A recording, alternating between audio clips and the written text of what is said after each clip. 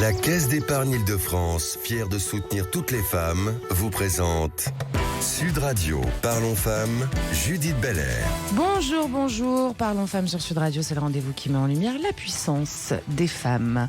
Alexandra Van Der Noot est une comédienne que le public connaît, que nous connaissons aussi bien d'ailleurs pour ses rôles à la télévision que pour sa carrière au théâtre. Bienvenue Alexandra. Merci, bienvenue n'importe quoi.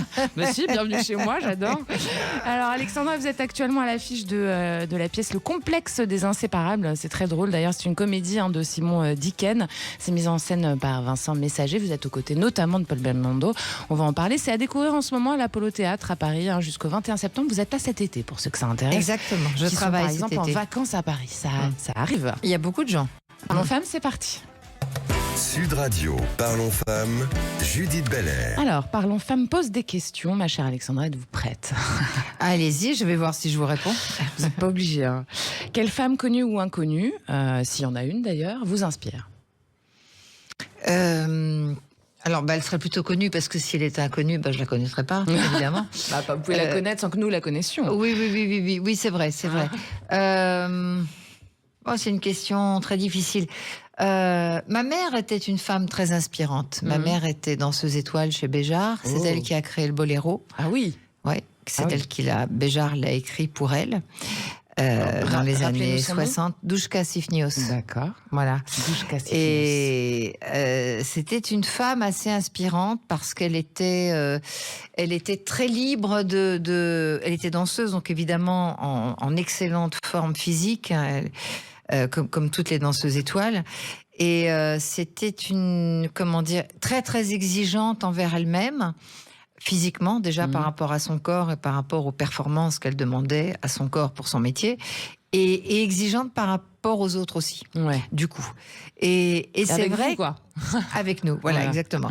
Et c'est vrai que quelque part, ça plaçait la barre très haut. Pour une danseuse, c'est marrant de parler de barre, mais ça plaçait la barre très haut. Et je pense que ça a été un modèle à la fois avec lequel je me suis construit et contre lequel je me suis construit.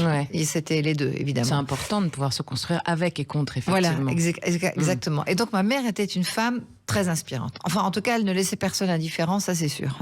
Vous avez récupéré un peu de ça d'elle, a priori. Alors j'ai récupéré, je pense, de son exigence, et voilà, en gros. Alors sinon, la danse, c'est une catastrophe. Enfin, j'adore danser, mais la danse classique, c'est pas possible. Très difficile, la danse très classique. Difficile, très difficile, très ingrat. Est-ce qu'il y a une rencontre qui vous a marqué, une rencontre très très importante dans votre vie, qui a provoqué un tournant à un moment donné? Avec une femme? Ou avec un homme?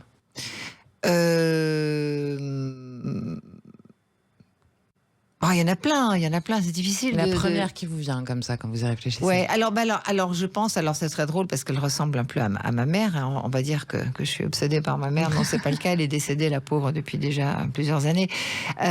Une de mes premières expériences au théâtre à Paris, c'était avec Françoise Fabian. Et c'était une pièce, on était quatre sur scène. Et quand on a passé beaucoup de temps ensemble, forcément, j'ai été absolument impressionnée, mais dans le bon sens du terme, par Françoise Fabian, qui est une très grande dame, d'une élégance, d'un talent incroyable et d'une classe absolument inouïe. Et je me souviens que moi, à l'époque, je devais avoir 22-23 ans. Et je m'étais dit, j'aimerais être comme elle plus tard. D'accord. Voilà quand je serai plus âgée. Est-ce que vous pensez qu'aujourd'hui, la puissance au féminin, c'est quelque chose d'accepté? Je pense que oui. Je pense qu'on a fait quand même un gros trajet depuis les années, je dirais, 50-60, où vraiment, des choses ont été faites, mais qui auraient dû être faites, à mon avis, depuis bien longtemps. Enfin, je veux dire, la société, quand même, elle a mis un temps fou à se réveiller par rapport aux droits des femmes. C'est hallucinant que ça ait duré si longtemps, quand même. Ça a duré très longtemps. Enfin, je parle en Occident, parce que je connais pas trop bien les autres. Moi, je trouve que là, en ce moment, on arrive presque à un point d'équilibre, à un point de... Alors, Moi, je parle dans mon domaine que je connais. Je ne connais pas très bien le monde de l'industrie. Je connais pas. Il y a plein de domaines que je connais pas, donc je peux pas vous dire. C'est vrai, peut-être que dans le monde du certaines... cinéma et du théâtre. Donc, dans le monde en du général, cinéma et du théâtre, en tout cas. Ok. Maintenant, dans les grandes parce qu'il y a eu entreprises, MeToo dans le cinéma et dans le théâtre. oui. Non, Il n'y mais a pas encore eu de MeToo effectivement dans les grandes entreprises ou. Moi, je pense qu'il y a autant que dans le cinéma et dans le théâtre. Hein. Bien sûr. Mais je connais pas le monde de l'entreprise, donc je vais pas parler de quelque chose que je connais pas. Mais je pense que par exemple dans l'ingénierie, on sait que dans la tech, il y a que 24% de femmes et sur les 24%, il y a 11% d'ingénieurs. Donc il y a encore des secteurs qui sont très en souffrance. Effectivement, peut-être qu'il faudrait suivre ce mouvement qu'il y a eu dans le cinéma. Pourquoi vous dites en souffrance ? Parce qu'il y a peut-être qu'il y a oui, mais peut-être qu'il y a moins de femmes qui font des maths, peut-être qu'il y a moins de femmes qui à l'école se spécialisent en maths et donc après elles peuvent pas faire Polytech. Donc c'est peut-être pas forcément en souffrance, peut-être que les on femmes leur propose moins aussi les filières scientifiques en général. Mais moi les chiffres ça me fait royalement chier par exemple. Oui, mais donc c'est pas le cas de toutes les femmes a priori. Non, on espère en tout cas. Je sais, mais c'est pas parce qu'il y en a moins que forcément le secteur est en souffrance. Il est en souffrance de femmes. Oui, mais est-ce que les femmes doivent être partout ? Les femmes doivent être ingénieures et aller sur la Lune si possible, oui. Il y en a eu, mais il y en a eu déjà des femmes. Il y en a encore plus pour les jeunes générations. Oui, mais il y en a quand même. Oui, bien sûr. On n'est qu'au début.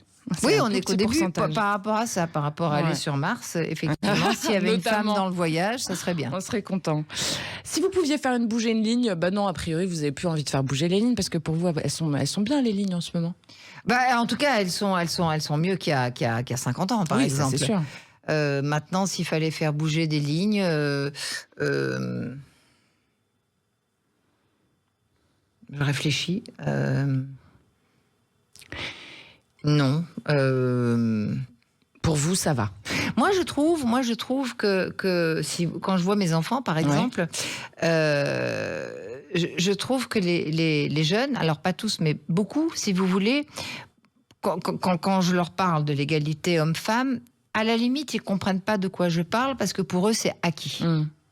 Tant mieux. Voilà. Et ça, je trouve que c'est absolument merveilleux. C'est-à-dire que pour eux, c'est même pas un sujet. Vous voyez ?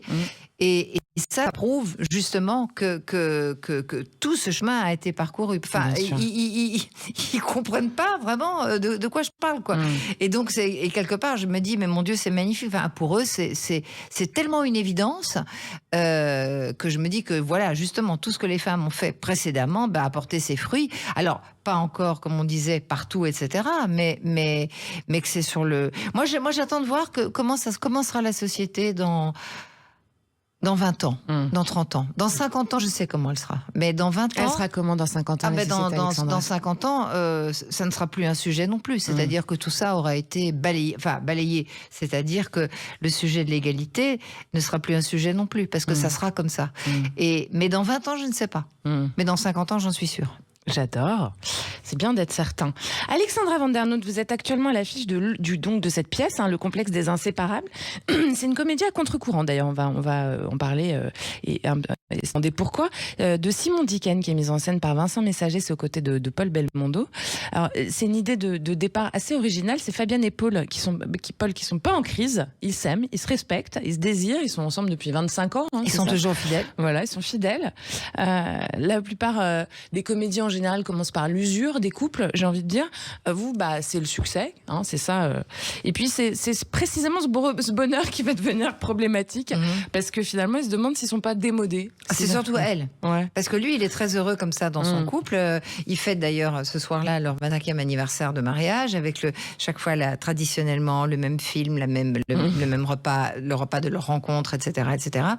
Et elle va péter un câble parce qu'en fait, elle trouve qu'ils sont désocialisés par rapport à tous leurs copains, tous leurs amis qui sont divorcés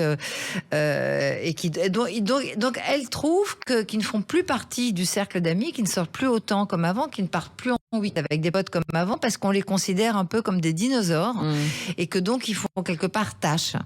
Et donc elle, dans un désir presque puéril et touchant de vouloir ressembler à tout le monde, va inventer tout un stratagème pour que les gens croient que eux aussi sont séparés, divorcés, ont des amants, des maîtresses, etc. Et donc, bien sûr, Paul Belmondo, qui joue donc mon mari, va accepter par amour de sa femme, de jouer le jeu. Et puis, bien sûr, ça va pas du tout se passer comme elle avait prévu. Voilà, il va y avoir un tas de péripéties. On imagine un peu ce qui va se passer. Déjà. Et donc et alors par contre, ce qui est vraiment chouette, c'est que c'est la première fois que ça m'arrive. L'auteur, donc Simon Dicken, qui est un jeune auteur qui habite près de Nantes, m'a envoyé la pièce en me disant qu'il avait écrit le rôle en pensant à moi. Ah, ça vous a fait plaisir. Ouais. Ça m'était jamais arrivé. Et du coup, quand vous avez intégré ce rôle, est-ce que c'est ce que ça vous a renvoyé? Est-ce que c'est vous Alors, qui y avez trouvé? non, parce qu'elle est très différente de moi. Mais quelque part, ça place la barre assez haut parce qu'il faut pas décevoir l'auteur. Et c'est la première fois qu'il est joué, Simon Dicken, de manière professionnelle. Donc voilà, pour lui, c'est très important. Mais c'est vrai que moi, j'étais très touchée qu'il écrive ce personnage en pensant à moi. Alors après, elle est un peu folle dingue, donc je pourrais aussi me poser des questions sur l'image que je renvoie. Moi, je peux le dire, je le confie aux auditrices, aux auditeurs qui nous entendent. Moi, j'étais fan de vous, totalement fan de vous dans Highlander. J'ai regardé la série de A à Z. Vous avez marqué une génération qui est la mienne, sachez-le, vraiment intensément et puissamment. Donc, vous laissez quand même un goût comme ça. Peut-être que Simon, il a vu aussi ça. Peut-être parce qu'il est de votre génération, je pense. Donc, on a tous regardé cette série, tous. Vraiment. Mais c'est un bon souvenir, cette série. J'ai énormément appris. C'était très dur parce que c'était un tournage à l'américaine avec des heures de travail à rallonge.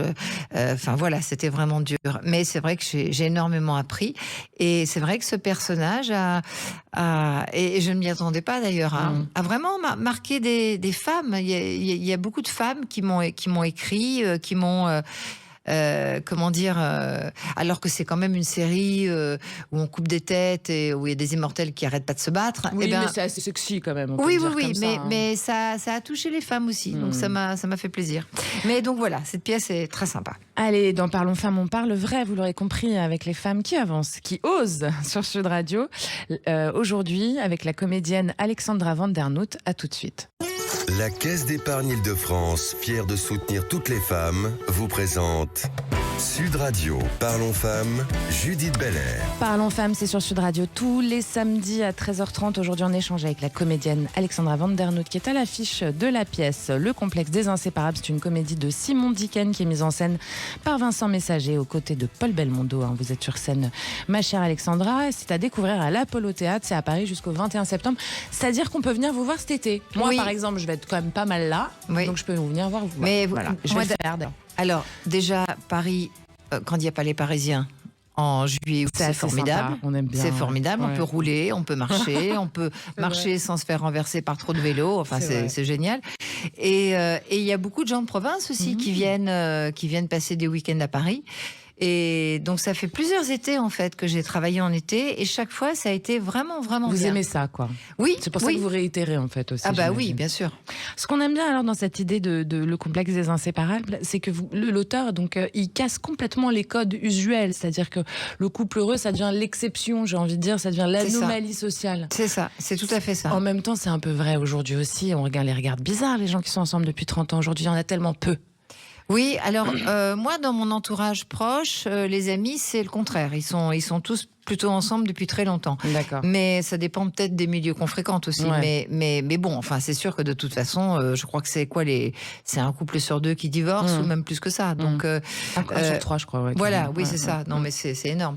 Mais oui, enfin, la pièce pour ça, elle est vraiment très à contre-courant et elle est très amusante et puis c'est vrai que je pense que les gens qui en sortent après, les spectateurs, je parle, ils peuvent vraiment avoir des sujets de discussion entre eux. Oui. Dont la question, où est-ce qu'on en est parce qu'aujourd'hui, on n'a plus de limites pour être reconnu socialement, les réseaux sociaux, tout le truc, tout le là, on se pose la même question. Genre, jusqu'où on peut aller pour être reconnu? Parce que, à la limite, mettre en danger son couple pour avoir la place sociale qu'on veut avoir, c'est quand même tiré par les cheveux, quoi. Oui. Enfin, sauf qu'elle ne pense pas qu'elle va le mettre en danger, bien sûr. Elle pense que... Pardon, j'ai un peu spoilé. Oui, non, mais elle pense pas que ça va être un danger, mais non, mais par rapport on rentre dans l'absurde quand même. Oui, complètement. Mais par rapport aux réseaux sociaux, vous vouliez dire, c'est ça, par rapport à la pièce, pièce, mais oui, en général. C'est-à-dire que j'ai l'impression que c'est une rupture des codes usuels et en même temps, ça parle de ce qu'on vit au quotidien aujourd'hui. Tout à fait. Alors là, par rapport à ça, moi, je ne suis sur aucun réseau social. Ça ne m'intéresse absolument pas. Pourtant, dans votre métier, c'est important, non, Alexandra? Bah écoutez, non. Si un jour on me dit que Spielberg ne m'a pas engagé dans son prochain film parce qu'il m'a pas trouvé sur Facebook, je me dirais c'est con. Oui, en effet. Il croit aux extraterrestres en même temps. Maintenant. Oui. Non, mais je veux dire, si on me prouve par A plus B que j'ai raté la chance de ma vie parce que j'étais pas sur Insta. Mais je n'y crois pas une seconde. Et puis ça prend un temps fou et ça n'a aucun intérêt. On voit des gens faire n'importe quoi. Donc pour moi, c'est une perte de temps absolue. Mais par contre, mon personnage, Fabienne, elle est à un moment donné, elle va se lancer là-dedans et alors elle est comme une folle. Bien sûr, elle est hystérique. Mais je trouve ça. Moi, je juge pas. Hein. Chacun fait ce qu'il veut. Vous voyez ce que je veux dire? Mon personnage, en l'occurrence, je lui pardonne parce que je l'aime, ce personnage. Aussi, Voilà. Mais bon. Mais enfin voilà, ça parle de plein de choses actuelles et c'est vrai que c'est chouette. Et ça, on voit que ça crée des résonances chez les spectateurs et donc c'est chouette. Vous êtes très attachée au théâtre, Alexandra, quand même. Vous revenez régulièrement sur scène. Bon, et vous faites aussi évidemment de la télé, etc. Mais vous avez d'ailleurs pas mal un beau CV, on peut le dire comme ça. Vous avez, mais moi, ce qui me marque, c'est Francis Weber. Oui. En fait, je peux le dire quand même. Bien sûr, le Jaguar, le Dîner de cons, le Placard. Bien sûr. Voilà, c'est en fait le théâtre populaire et la grande fidélité aussi. Ça, c'est des choses qui vous caractérisent, quoi. J'ai envie de dire. C'est-à-dire que je joue des pièces que j'aurais envie de voir et je déteste me faire chier au théâtre. Donc, je voudrais Quand cette reprise de tête, ça marche pas. Ah, mais moi, ça me gonfle. Donc, je vais pas imposer aux gens, aux spectateurs, de voir un truc qui moi-même me ferait chier. Pardon de l'expression, mais c'est ça. Parlons vrai. On est sur Sud Radio en même temps. Donc voilà. Et puis surtout, le plus important, c'est qu'il faut s'amuser soi-même. C'est-à-dire qu'on peut pas être bon et faire rire les gens si nous-mêmes, nous tous les quatre, on s'amuse comme des fous. Mais je crois que c'est une recette primordiale de la comédie, c'est qu'il faut s'amuser soi-même d'abord et entre nous. Et après, si vous voulez quelque part, ça irradie vers les autres. Ça, c'est très sûr important. Que si on s'engueule avant de monter sur scène quand on doit jouer de la comédie, c'est compliqué quand même. Mais c'est ça. Et donc, et puis c'est surtout un truc qui nous fait du bien parce que moi, je vois après avoir joué, on est tous les quatre très très heureux. Je dis pas qu'on est malheureux en arrivant au théâtre, mais je veux dire qu'après on est encore mieux. Je peux confier un truc en antenne tout à l'heure, c'est que même quand vous passez une journée difficile, vous arrivez, vous êtes épuisé, vous montez sur scène, vous êtes fatigué, mais vous en ressortez, vous êtes quand même très bien. Mais c'est ça. En fait, l'énergie que ça vous donne, c'est incroyable. Hein. Alors ça, c'est au niveau certainement de l'adrénaline. Il doit y avoir des explications scientifiques et médicales là-dessus. Mais pour le moral, en tout cas, c'est génial. Ah bien, moi, je recommande de faire du théâtre à tout le monde. Hein. Juste pour se sentir bien, quoi, en fait. Oui, exactement, pour se sentir bien. Vous avez souvent des personnages féminins qui sont assez forts, indépendants et en même temps un peu nuancés. Vous aimez la nuance, Alexandra. D'ailleurs, que ce soit dans les séries ou au théâtre en général, hein, vous privilégiez vraiment ces femmes incarnées et puis des sujets qui mettent en avant beaucoup les relations humaines, etc. Est-ce que c'est une pattern un peu dans votre parcours? Est-ce que c'est fait exprès? Ah non, c'est pas fait exprès du tout. C'est parce que c'est ce que je dois inspirer aux gens qui m'engagent. Et c'est ce que vous avez envie de faire aussi, peut-être? Oui, bien sûr. Mais vous savez, on est, comment dire... je sais pas, je suis grande, je suis d'apparence assez sérieuse. Alors là, sur scène, ça n'a rien à voir. Mais je veux dire, donc forcément, on nous propose des rôles parce que les gens nous voient là-dedans. Mais c'est pas forcément toujours nous, d'ailleurs, heureusement, parce qu'il y a des trucs que j'ai joués vraiment des bonnes femmes horribles. Et d'ailleurs, comment est-ce qu'ils ont pensé à moi? Pourquoi ont-ils pensé à moi? Comment savent-ils? Je peux leur dire que vous êtes vachement sympa ou pas? Mais voilà. Mais après. Et après, si vous voulez, comment dire, il faut pas se poser un milliard de questions. C'est-à-dire, quand on lit un texte, quand on lit un scénario, que ce soit pour le théâtre ou pour la télé, est-ce qu'on se voit dedans? Est-ce qu'on a envie de le faire? Est-ce que ça va nous faire plaisir de le faire, de faire ce personnage. Et puis c'est tout. Enfin, je veux dire, vous voyez, parfois, moi j'entends des discussions, des gens qui tortillent pendant des heures. Non, il faut y aller à l'instinct. C'est-à-dire, on sait d'instinct. Si ça va être bien pour nous ou pas, et si on va être bon dedans ou pas, c'est tout. Et ça prend 5 minutes. Enfin, le lire, et après, ça prend 5 minutes de réflexion maximum. Vous avez des enfants, vous l'avez dit tout à l'heure. Si vous deviez donner un conseil à une jeune femme, ou peut-être à votre fille d'une vingtaine d'années qui voudrait devenir comédienne, ce serait quoi votre conseil, le premier conseil que vous donneriez, Alexandra? De tracer. Ce que vous avez fait, vous? Oui, c'est ce que j'ai fait. Moi, tout le monde m'a découragée. Moi, enfin, mes parents m'ont soutenue, mais moi, le prof de conservatoire, au bout de la première année... Vous avez fait le conservatoire à Bruxelles, le conservatoire royal, c'est ça? Voilà, exactement. Le professeur a voulu me virer au bout de la première année, parce qu'il m'a dit qu'il pensait que le théâtre n'était pas fait pour moi. Ok. Et ça a été très, très dur, bien sûr, très violent. Il m'a dit ça très gentiment, d'ailleurs, avec un grand sourire. Mais moi, ça m'a arraché le cœur. Et après... je n'ai eu de cesse que de leur prouver qu'ils se trompaient. Et donc, je dirais que le conseil que je donnerais, c'est de, si on y croit, de ne se laisser décourager par rien, ni par personne. Faut pas lâcher l'affaire. Jamais.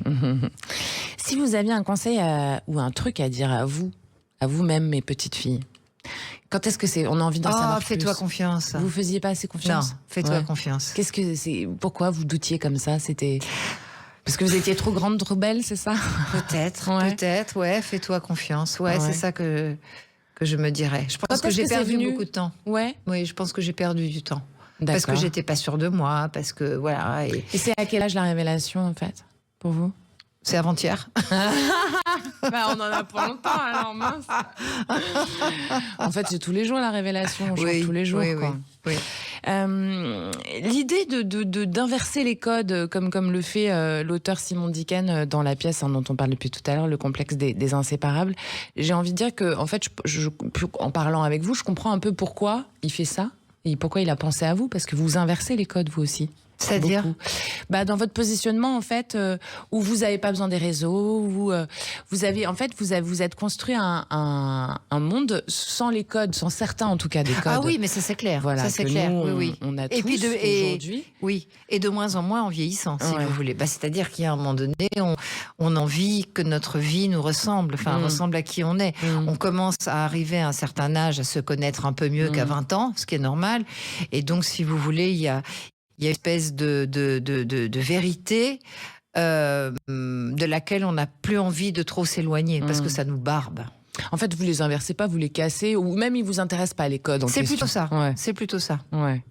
Donc finalement, après, vous savez, il n'y a pas de règle. Enfin, chacun fait bien sûr. ce qui lui fait du bien, ce qui le rend heureux. On est là pour parler de vous. Hein. Oui, non, mais ce que je veux dire, c'est que moi, j'ai pas la science infuse. Moi, c'est par rapport à moi, vous voyez.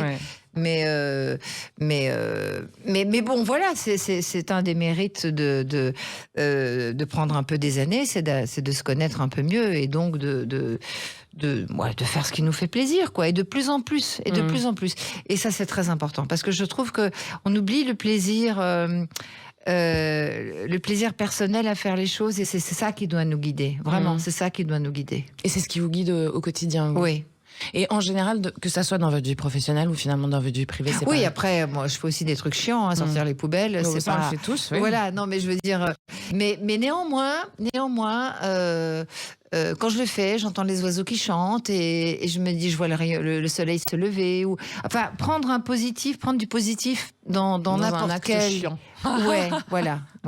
En fait, la situation dépend de la manière dont on la regarde. C'est ça que mais je crois. Ouais. Je crois. Sauf bien sûr, il y a des situations qu'on ne peut pas regarder, bien sûr, avec légèreté. Ouais. Mais quand c'est moyen, eh ben on peut plutôt pencher vers le positif que vers le négatif, par exemple. C'est sûr. Mais écoutez, on a hâte, je pense, tous ceux qui nous écoutent et celles, évidemment, qui nous écoutent ont hâte de venir vous voir sur scène, Alexandra. Merci d'être venue partager avec nous. Merci à vous, c'était très sympa. Très sympa. Alexandra Vandernoot, on vous retrouve donc dans le complexe des inséparables. C'est une comédie de Simon Dicken, mise en scène par Vincent Ménger jusqu'au 21 septembre. Alors c'est les samedis à 16h30, les dimanches à 14h30 et les lundis à 19h. Et vous êtes aux côtés notamment de Paul Belmondo. Qui est adorable. Qui est un excellent acteur et adorable. On lui passe le bonjour. Parlons Femmes sur Sud Radio, c'est terminé. On se retrouve samedi prochain à 13h30. N'oubliez pas, nous aussi demain à 19h pour C'est excellent. Merci à Jeanne Houchan qui réalise pour nous aujourd'hui. Je vous embrasse. Bye bye. Sud Radio, Parlons Femmes, Judith Belair. Avec la Caisse d'épargne Île-de-France, fière de soutenir toutes les femmes.